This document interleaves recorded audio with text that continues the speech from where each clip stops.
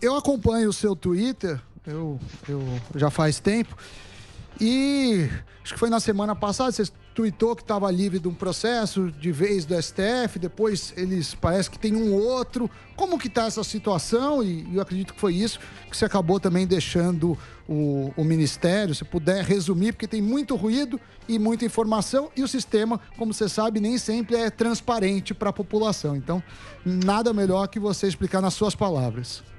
Obrigado. Foram 180 processos que eu levei, todos eles relacionados a declarações, corte de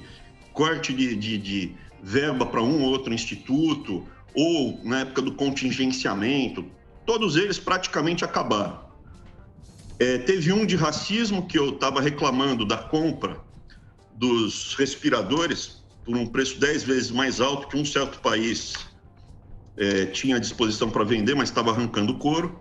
E aí eu fiz lá um tweet. O juiz Celso de Mello me abriu um processo contra mim de racismo, e o juiz nem me mandou eu ser citado, não fui citado pela televisão, que é um absurdo, não teve oficial de justiça e tal. Eu fui lá, expliquei à Polícia Federal, teve até aquela cena de eu sendo carregado pela população lá na saída, que para mim era uma coisa totalmente nova. E esse processo foi para a primeira instância, quando eu deixei de ser ministro, chegou lá, a polícia falou aqui não tem nada, o Ministério Público falou aqui não tem nada, e o juiz concursado de primeira instância mandou arquivar. Então, assim, sobrou o quê? Sobrou o que está no STF só. E aqui uma posição pessoal do Abraão, minha. Eu não quero nunca mais ter foro privilegiado, para mim é uma porcaria.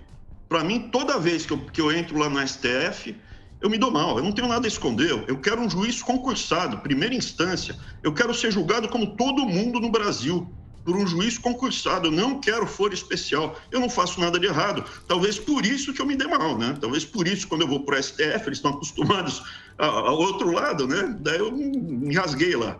Sobrou esse processo, ou coisas relacionadas a crime contra a segurança nacional. Então, teve essa reunião, que era uma reunião fechada. Eu não sabia que estava sendo gravado, estava falando para os outros ministros e para o presidente, e aí saiu aquela declaração minha ali, falando que eu, por mim, botava, cara. E eu estava falando para os ministros, aquilo lá tá... Se você pegar os 4 minutos que eu falei, você vai ver que eu estava mais brigando com os ministros do que qualquer outra coisa. Estava falando, pô, gente, vamos lá, né? O presidente foi eleito, a gente ganhou essa eleição para mudar, para enfrentar.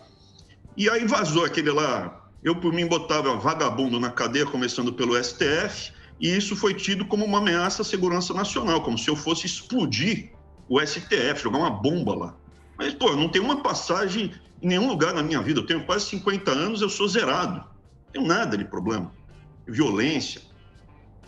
Aí me colocaram nisso daí. O problema qual é? O meu advogado que cuida disso também tem no meu YouTube ele falando. Inclusive, estou pensando em gravar um videozinho explicando os detalhes, porque é tão absurdo. Ele não teve acesso aos autos.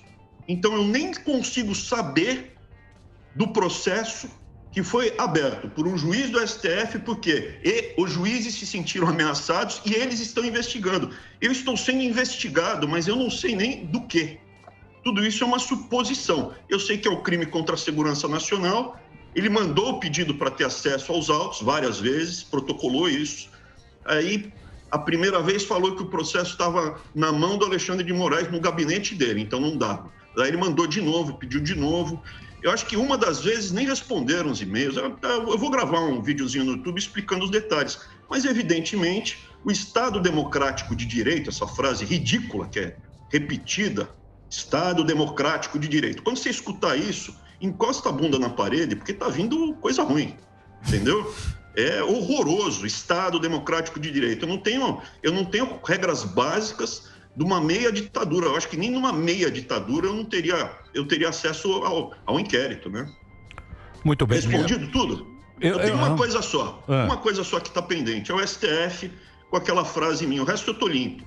Abriram agora... O Ministério Público abriu uma procuradora abriu uma investigação contra mim, nem sei os termos, tu que é o advogado, meu irmão que é o advogado, por improbidade administrativa. Eu estava lendo o jornal, aí eu vi lá, Weintraub, improbidade administrativa. Eu sou um cidadão comum, quando eu vejo improbidade administrativa, eu penso em roubo.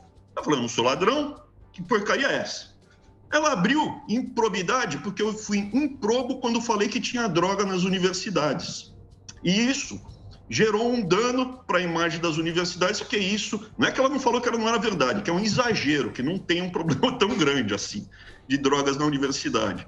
E aí eu estou com esses dois processos. O primeiro depende dos ministros do STF, principalmente do Alexandre de Moraes, e o segundo, eu acho que eu estou muito tranquilo porque está na Justiça Comum.